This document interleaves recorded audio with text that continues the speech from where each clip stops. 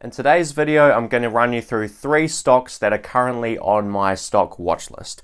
These are investments in businesses that meet my investment criteria, and I'm really just waiting for them to get to the right price before I go ahead and make an investment.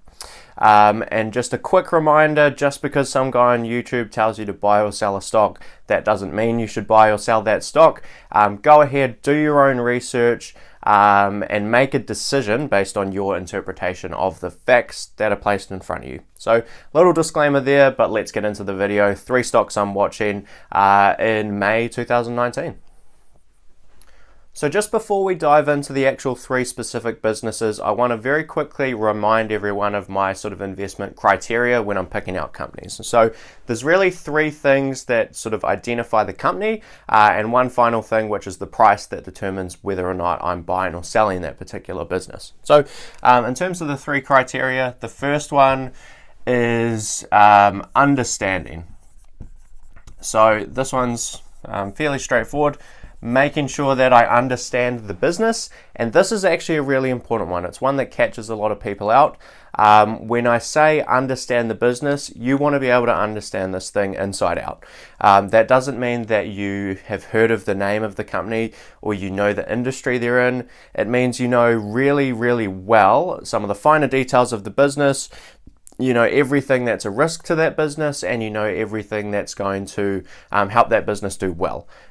This provides some basis for you making a really good informed decision about what you should expect to see in the future from that business. So understanding is key, and that's the first one.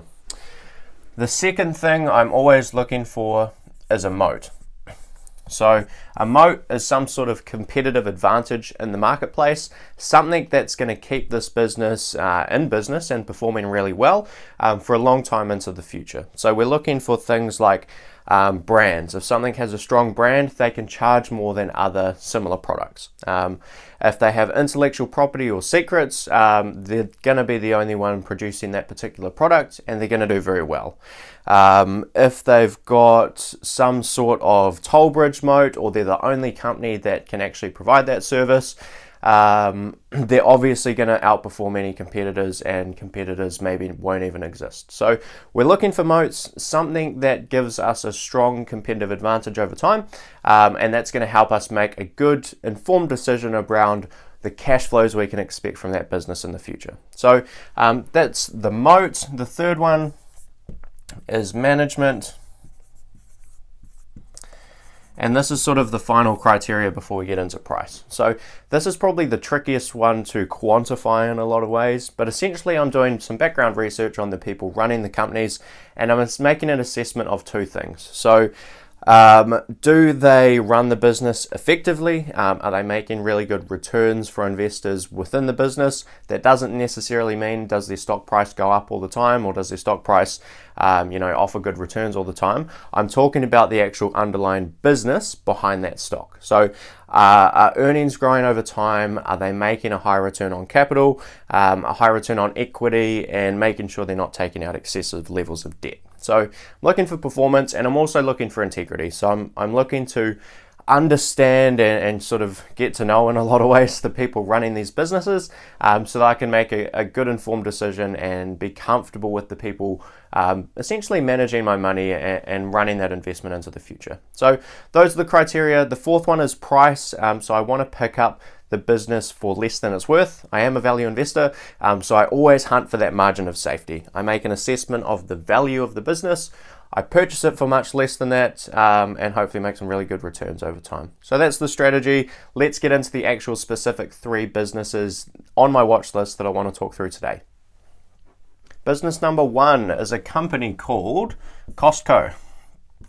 So I'm sure you're all familiar with Costco. If you're not, essentially they are a big box kind of grocery store. They are where you go to buy everything in bulk super cheap. Essentially they have sort of a membership structure. So you have to be a member to actually get into the supermarket, or the warehouse as they call it. You can buy lots of things in bulk, very cheap, and consumers absolutely love it. I mean, when you look online at the actual reviews for Costco, and you even just search Costco into something like YouTube, you see all those videos of people losing their minds over these super cheap prices at Costco, making videos of Costco hauls, you know, the things you should be purchasing, the things you shouldn't, kind of strategies for when you actually go into that warehouse and load up on food. So they have a couple of moats in my opinion. Well, I guess the first criteria is understanding. So yes, I'm pretty confident I can understand the grocery business, and particularly Costco. So their strategy is essentially to buy bulk. This is the reason that consumers come to Costco, but it's one of Costco's competitive advantages. So they can buy things in bulk, they can buy such massive quantities of products to stock their shelves that they can get really, really low prices. So they're generating a lot of net income and profits from their sort of membership structure. And they're really using this bulk buying strategy to lower costs aggressively, and it gives them a competitive sort of price moat in the market. So that's the moat, that's the underlying sort of structure of the business. Other things I really like about Costco, so I always say it's really good if possible to follow great investors into companies, and there are a couple of great investors that happen to be invested in Costco, and one of them is Charlie Munger. So Charlie Munger is Warren Buffett's right-hand man at the conglomerate Berkshire Hathaway. He sits on the board of Costco, and he's been invested in Costco for a very, very long time now. Continues to outperform the market over a long period of time with Costco as well. So that's the first stock on my watch list. Currently, I own 0 shares, unfortunately, in Costco. I've done some assessments of what I think the value of that business is, and currently they're just far too expensive. They're priced at above their value. I'm not even looking to pick them up at their value. I'm looking to get them below their value at a margin of safety. So Costco is a company that I'm following very closely, and I'll continue to follow, but I don't have any shares in it at the moment. So that's Costco, and again, that's not advice. If you make an assessment of Costco and you think it is at a margin of safety, maybe that's something you might want to purchase. But that's my opinion, and that's Costco, and that's the first company. So let's get into the second company. Company number 2 is Facebook. Facebook. This is a pretty interesting one for me. So Facebook, as I'm sure you're aware of, own the Facebook platform, as the name suggests. They also have a couple of really big other businesses and other social media networks that lie underneath the Facebook group. So there's obviously the Facebook platform. Facebook also own Instagram. So they bought Instagram for, I believe, $1 billion a few years ago. It's worth a insane amount more than $1 billion now. It's grown like crazy, been a massive growth engine for Facebook. So they also own Instagram, they own WhatsApp, and they also own Messenger. So there's 4 big social media networks there. They also have a few other subsidiaries that they own underneath, but those are the main ones. So those are the big platforms, and they've got some really big competitive advantages here. So in the social media game, there's something called a networking effect, or a network effect.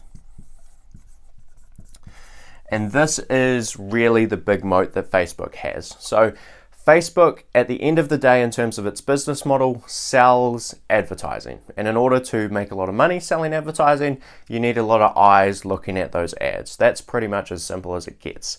And if you want to run ads on a social media network, the way to be dominant is to have other people using that social media network. So what I mean by that is I use Facebook and I use Instagram personally because all of my friends and the people that I follow also use Facebook and Instagram. They're not off using Bebo or MySpace or anything like this. Facebook and Instagram are by far the leaders, and they get better and better the more people that go on to those platforms. So what you get is essentially this network effect. So as the network grows, the moat becomes stronger, and as it grows again, the moat gets stronger.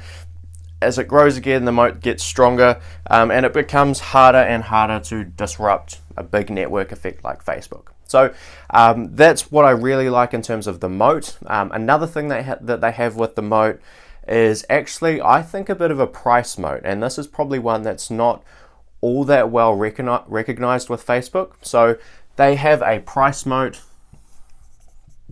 with the rates they can charge for their ads. So traditional advertising is looking at things like TV, newspaper, radio, ads that take up a lot of money and don't necessarily reach the audience that you're wanting to reach. So one of the cool things you can do with Facebook versus traditional advertising is traditional advertising looks something like this. So imagine this is sort of a pie chart of people, and let's say I'm advertising some sort of running apparel, something like that. So when I do a traditional ad, so a newspaper or a radio or a TV ad, probably something like this proportion of the pie is actually going to be interested in that topic. But what happens when you go to pay for advertising is you pay for the entire pie. You pay for the amount of people that you reach. You don't just pay for the amount of people that you reach that happen to be interested in running shoes. One of the things where Facebook comes into this is you can actually get an entire pie, and you can tell Facebook you want to advertise to a pie of just people who are interested in running shoes. And that is really, really unique. Something that makes the advertising value proposition for customers very powerful.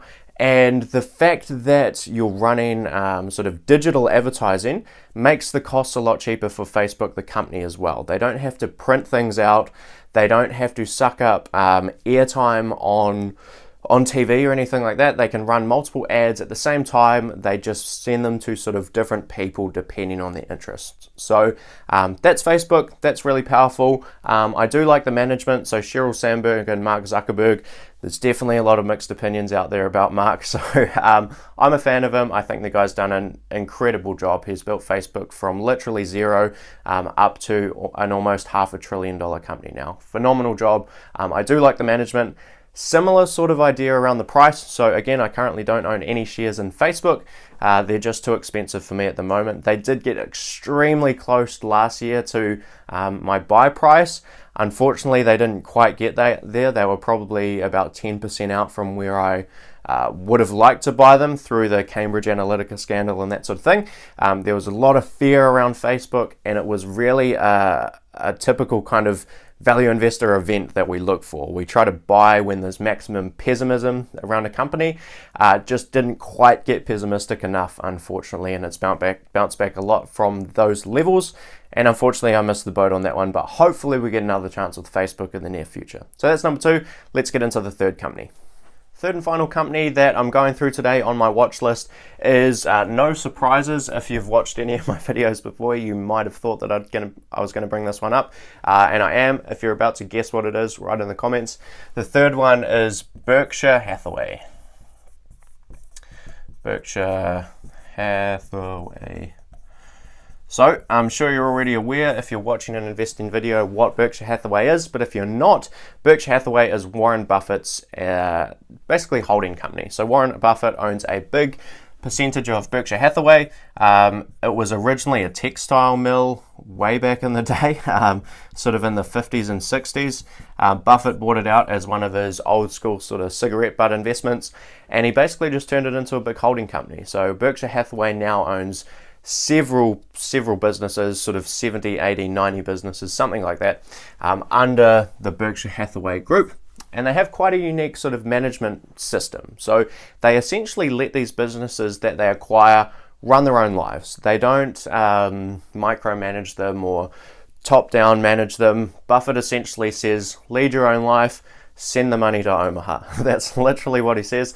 And he incentivizes a lot of these companies based on their return on equity. So if the business makes a high return on equity, there's incentive structures in place to reward the managers of those businesses financially. So return on equity, and that's created phenomenal growth for Berkshire Hathaway over time, as well as having Warren Buffett there and buying fantastic businesses at ridiculously cheap prices. That's obviously going to help as well. So Berkshire Hathaway, in terms of the moat, so this is a bit of a tricky one to exactly nail down because there's so many individual businesses that sort of make up Berkshire Hathaway. But the meaning moat management criteria came directly from Buffett. So I'm quite comfortable that all of the businesses within Berkshire Hathaway are going to have a strong moat, they're going to have great management, and they're relatively simple. So Buffett doesn't invest in high-tech companies, he invests in brands he knows and things he understands. So I'm quite comfortable with that as well. One of the other big things that sits under Berkshire Hathaway is an insurance business. So they have Geico, which is a low-cost provider of insurance. And that insurance business, or those insurance businesses, offer the additional benefit of float. So if you don't know what float is, essentially when someone pays their insurance premium up front, they are giving money to that investment company. And what the investment company gives in return is a promise. So they promise to pay you should you need to claim on that insurance policy. That's essentially the business model of an insurance business. But one of the really cool benefits in a setup like Berkshire Hathaway is when you get that money up front, you get basically free money to invest. So it's not your money, but it's essentially leverage that you can make returns on. And you don't have to pay huge interest rates like you would if you were, doing margin lending or taking out a loan from the bank for investments. So really powerful thing with Berkshire Hathaway is insurance and insurance float. In terms of the management, we've got obviously Uncle Warren and Uncle Charlie in place, at least at the moment. Unfortunately, they are getting quite old and they're not going to be around forever. But I'm also quite comfortable with the individual managers of the business, and Ted and Todd, the two investment managers coming through as well. So that's what's happening in terms of the actual business. In terms of the price, unfortunately, again, I don't own any shares in this particular business. Berkshire Hathaway is one of those companies that is also very rationally priced pretty much all the time, unless we're in a big panic like we're in the tech bubble or we're in the 2008-2009 recession where everything went down aggressively. Berkshire Hathaway doesn't go on sale all that often. They're owned by a group of shareholders that understand intrinsic value and understand that you want to search for a margin of safety. So anytime there's a big margin of safety with Berkshire Hathaway, it gets eaten up pretty quickly. So you're probably not going to get a huge margin of safety on Berkshire Hathaway, and you're probably going to have to wait for some sort of event. So whether that's a recession, or possibly, God forbid, the death of Warren Buffett or Charlie Munger in the future. So it's one I'll continue to keep an eye on. I'd really love to own Berkshire Hathaway one day. Obviously, I'll be buying B shares, not A shares, because I don't have a spare $300,000 to put into one business. But that's where I'm sitting with Berkshire Hathaway. So those are three companies on my watch list. Let me know what you think of those businesses. Is there anything I missed with those particular businesses that you think I should be watching? I'd be really interested to hear that. If you do enjoy the video, hit subscribe over here and watch some more videos over here. That's all from me today. Cheers.